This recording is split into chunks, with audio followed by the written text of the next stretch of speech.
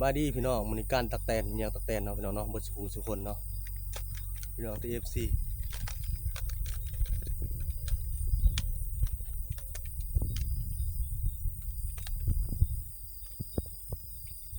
พอกับขาบ้างกันจ้ะกูถ่ายคลิปก่อนเนาะแตนพี่น้องเอ้ยได้เลยพี่น้องได้เลยโอ้เป็นไงมันไปเลยพี่น้องเอ้ยแถวแข้งบริคำใส่ไปเด้องานตักแตนพี่น้องเอ้ยตักแตนเด้อพี่น้องแตนขาวเด้อพี่น้องเอ้ยวันนี้มาจับตักแตนพี่น้อง14บนสุขคนเนาะคอยเด้อพี่น้องเด้อเจ้าพี่น้องเบิ่งเด้อตักแตนนี่ดิพี่น้องเอ้ยนี่ดิจับไปเลยพี่น้องเอ้ยนี่ดิ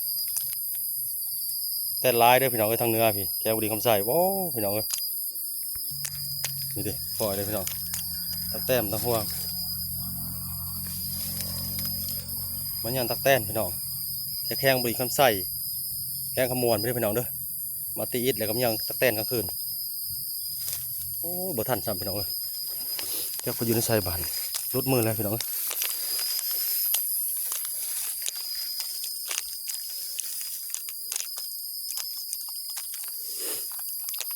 นี่ดิตักแตนหน่อยนี่พอเรื่อยๆพี่น้องแต่ตัวใหญ่บ่จะคอยพอนี่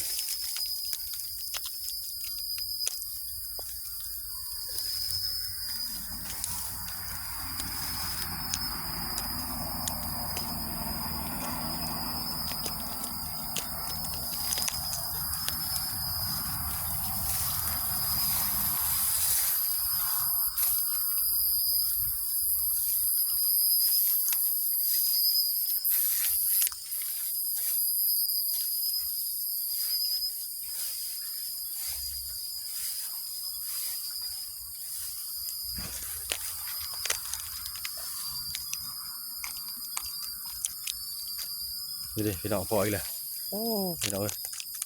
ดิเสร็จอีกแล้วพี่น้องตัวใหญ่ได้เลย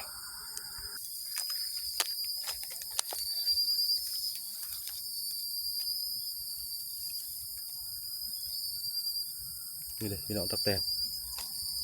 เสร็จอีกแล้วตัวนี้พี่น้องเอ้ยได้เรื่อยๆพี่น้องเอ้ย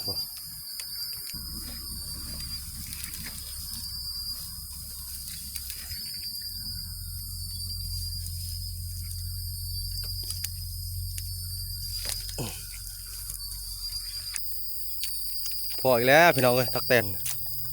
สุดยอดนี่ก็พออีกตัวหนึ่งตัวหน่อยตัวหนึ่งพี่น้องเอ้ยจับหมอนจับดีพี่น้องเอ้ยตักแตนบ้านเพิ่นเนี่ยมันคือบ้านเฮาของกินของยาวเบิดพี่น้องเอ้ยบ้านเพิ่นบ้านเฮาบ่ยังมีบันไดพี่น้องแต่ว่าบ้านเพิ่นเนี่ยโอ้สุดยอดแข้งดีคำไส้เด้อพี่น้องเอ้ย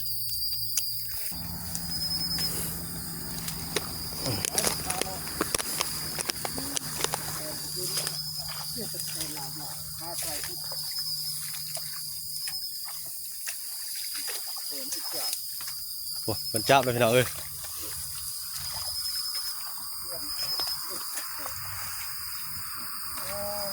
จับไปเลยพี่น้องเอ้ย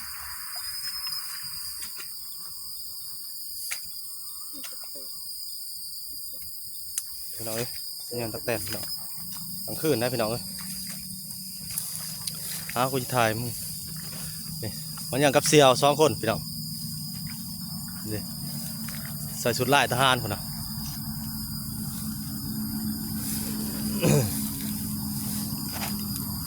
โอ้เป็นแต่ปลาตักแตนพี่น้องเอ้ยยังบ่ไหวดอกบ่ได้บ่เสี่ยวซ่านแนวโอ้ยบ่ได้ตักแตนบ่ได้คนท้องถิ่นเนาะเสี่ยวเดี๋ยวมันยังทุกบางอย่างมั้ยพี่น้องทุกน้ำกลางหัวเสือสิเต็มแล้วพี่น้อง FC ตักแตนบ่ต้องห่วงพี่น้องโป้สิเป็นปลาตักแตนเมืองตักแตนพี่น้องเอ้ยเดี๋ยวสิถ่ายตอนขัวให้พี่น้องเบิ่งอีกนี่ได้เชือกตัวนึงเชียวอันนี้ได้ไฟกูนี่เอาไหมอันนี้มันจับไปเลยพี่น้องได้เรื่อยๆนะมากับเสี่ยวนี่เอาอีกแล้วโอ้ พี่น้องตักแตนพี่น้องเอ้ยเดี๋ยวอีทายต้อนครัวให้พี่น้องเบิ่งอีกมันเป็นอย่างไรนี่เขาเหนียวหอนเพิ่นว่าเดี๋ยวเชียวต้องโตฮะ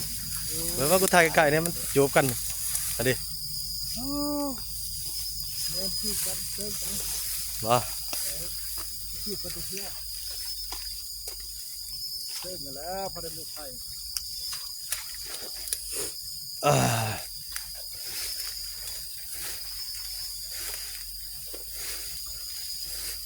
เดี๋ยวตัวนึงเชียวนี่ตะกแตนหน่อยพี่น้องเอ้ยปั๊บนั่นน่ะมันเห็นนี่เดี๋ยวเชียวตัวนึงนี่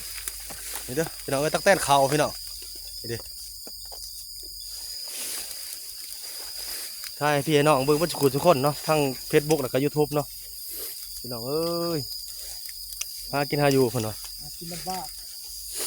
บ่ลำบากมันได้หรอกบากแล้วบูปลาบูหนอนเพราะยังสิได้พี่น้อง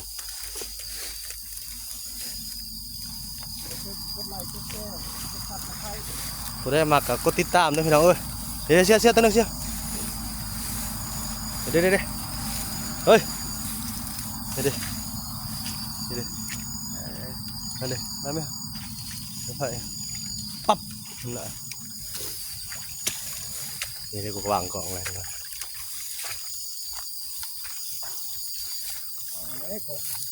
หายไม่ทันเลยถึง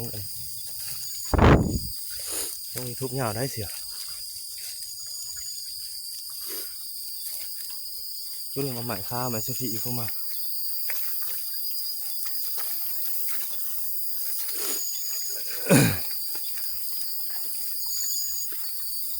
มากันในผ่านคนในผ่านตักแตนนะพี่น้องไม่ได้ผ่านยังเนี่ยในผ่านตักแตนนะพี่น้องเด้อจื้อมาเด้อพี่น้องในผ่านตักแตนนั่นนี่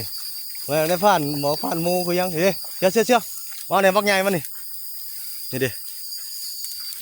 พี่น้องในผ่านตักแตนนี่ดิพี่น้องตักแตนเขาโอ้พี่น้องไปเห็นตักแตนมาเบิ่งน้ำกันพี่เด้อแกบุรีคำใส่พี่เด้อพี่น้องเด้อ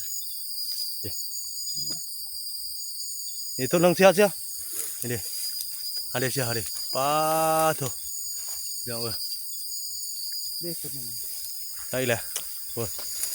โอ้ตักแตนพี่น้องนี่มีตักแตนเดี๋ยวเรื่อยๆนะในผ่านตักแตนนี่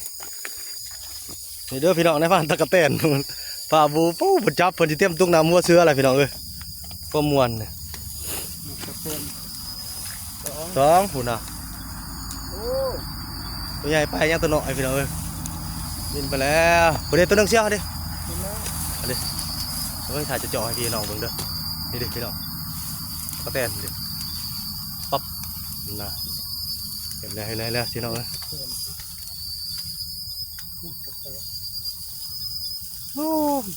ในผ่านตะกแตนนี่ก็ต้นเลยพี่น้องน้ำลังโอ้3-4พี่น้องบางคนยังถ่ายก็เชื่อพูดก็มีพี่น้องพูดเอาตัวได้ดีบานนี่บินไปโลดคักแล้วพี่น้องเดี๋ยวบินมานี่จัดการมันอันนี้พี่น้องไปใช้นี่ในผ่านตักแตนทำไมต้นในผ่านนี่พี่น้องน้ำล้างในผ่านต้นไม่พี่น้องกูไม่โอ้เด็กตักแตนไปแล้วเชื่อไปแล้ว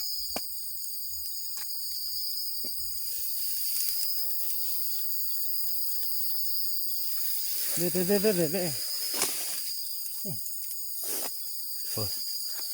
โอ้สุดยอดพี่น้องนี่ดังซื่อมาเรือน้ำพันตักแตนเดี๋ยวเชื่อมิดมาหาเองแล้วมันจะเขากระปุกมาหาหมูด่ะอะไรบางอย่างตัวนึงตัวนี้นั่นเลยฮันดิเชื่อตึ้งฮันดิฮันโอ้พี่น้องนี่เดี๋ยวตัวนึงเชียวนะอันนี้อันนั้นนี่ได้ไปเลยเดี๋ยวโอ้นี่พี่น้องพันตะกแตนเบิ่งจับเองตัวนี้ อันนี้ผ่านบ่แม่นตักแตนจับผมเลยบ่ไม่เชียวอ๋อ เต็มเลย นายผ่านนี่เบิ้งนายผ่านเบิ้งดูอีเต็มเลยปลาเก่าหัวเสือพี่น้องเอ้ยบุคาได้น้อยเดียวนี่เอาคลิปนี้พ่อสมิกรพี่น้องพอกันในคลิปหน้าเด้อพี่น้องเด้อเพิ่นสุขุนสุขคนทีเอฟซีฝากติดตามแล้วกดไลค์ให้บุคาแน่ กดซับสไครต์ แล้วจะใครทั้ง YouTube แล้วก็ทั้ง Facebook บ่าวเคนสันสงครามเอ้าพี่น้องเพิ่นสุขุนสุขคนเป็นกำลังใจให้บุคาเฮ็ดคลิปต่อไปเด้อ